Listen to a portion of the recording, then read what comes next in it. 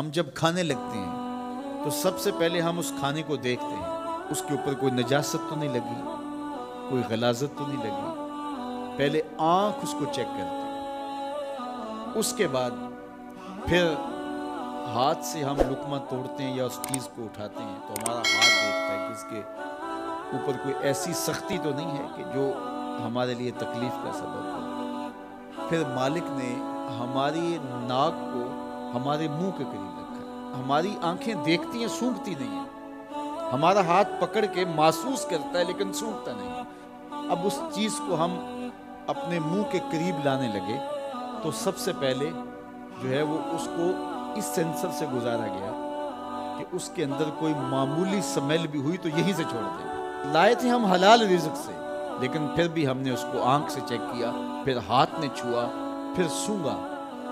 اس کے بعد پھر اب ہم زبان پہ رکھیں گے۔ اب ہمارے رب نے زبان کو 3 حصوں میں تقسیم کیا ہے۔ زبان کی جو نوک ہے اس کے اوپر نمکیات کو چکھنے کے ذائقے رکھے ہیں۔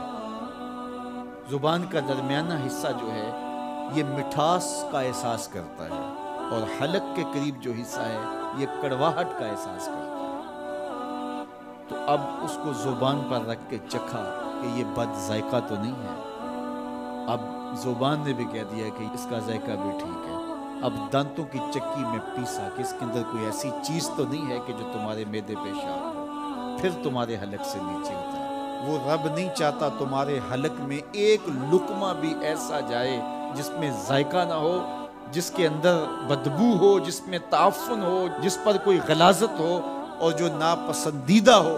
تمہارا رب چاہتا ہے تم طیب لو، ستھرا لو، تاکہ تمہارا ظاہر بھی ستھرا ہے، تمہارے وجود کا حصہ بننے والی غذا جو ہے وہ بھی پاک اور ستھری ہے۔ تمہارا رب تمہیں صاف دیکھنا چاہتا ہے، صاف رکھنا چاہتا ہے۔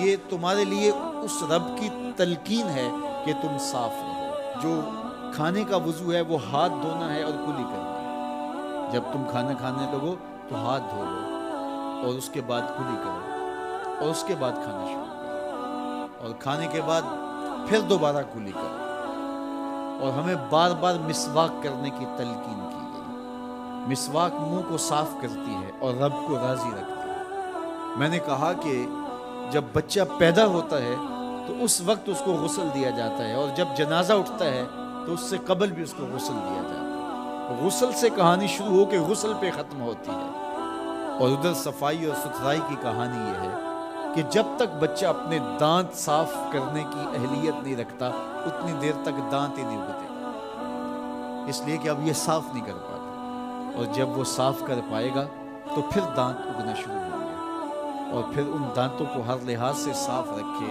ان کو ستھرا رکھے۔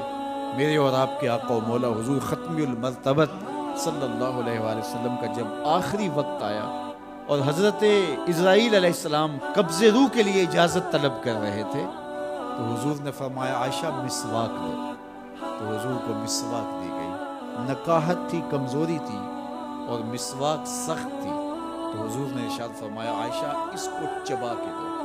تو ام المومنین سیدہ عائشہ رضی اللہ تعالیٰ عنہ فرماتی ہیں میں خوش قسمت ہوں کہ آخری لمحات میں میرا لعاب اور حضور کا لعاب مل گیا۔ تو انہوں نے چبا کے نرم کر کے حضور کو مسواک دی، اور حضور نے اس آخری وقت میں جب انتہائی نکاحت اور کمزوری تھی مسواک کی کہ میں اپنے رب کے حضور حاضر ہوں۔ تو ہمارے دین نے ہمیں یہ تلقین کی ہے کہ تم اپنے آپ کو بھی صاف رکھو، اپنے وجود کو بھی صاف رکھو، اپنے بالوں کو بھی صاف رکھو، اپنے لباس کو بھی ستھرا رکھو، لیکن پھر اس پہ اکتفا نہیں ہے، جہاں تم رہتے ہو اس جگہ کو بھی تم صاف رکھو، اپنے اطراف کے ماحول کو بھی صاف